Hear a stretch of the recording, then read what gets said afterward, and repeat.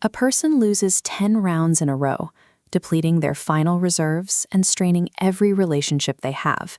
Yet they stare at the screen and repeat a single phrase, just one more time. Humans are biologically wired to avoid pain and loss. When encountering a threat, we usually retreat. But in this specific environment, that logic fails, and the instinct to protect resources is replaced by a drive to surrender them. Today, cryptocurrency platforms, sports betting apps, and video game loot boxes have moved this behavior from the casino floor into our everyday pockets, making the risk completely constant and accessible. To understand exactly why millions stay hooked while losing, we have to look past the cards and the digital coins and examine the specific biological systems that govern our decisions. Central to this is dopamine. While often categorized as a reward for pleasure, dopamine is primarily an expectation chemical. It floods the system when anticipating a potential win. This chart highlights how the brain reacts to different stimuli. A predictable payout produces a flat, steady response that the brain eventually ignores. However, when the reward is randomized, it triggers erratic, massive spikes of activity. Slot machines utilize this variable reward system to ensure that even after 9 consecutive losses, the 10th spin carries enough psychological weight to keep the player engaged. Over time, the brain begins to prioritize the chemical rush of the spin itself over the actual physical reward, creating a loop where the act of playing becomes more important than the outcome. Observe the layout of these reels. When a player sees 2 winning symbols followed by a blank, they have mathematically lost their entire wager. Yet brain scans show that this near miss generates activity levels nearly identical to a jackpot.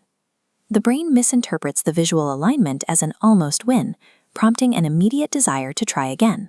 This trick builds an illusion of control. The player believes they are developing a strategy or uncovering a pattern, rather than participating in a mathematically fixed outcome. By designing interfaces that mimic progress during a loss, developers effectively weaponize hope to secure the next bet.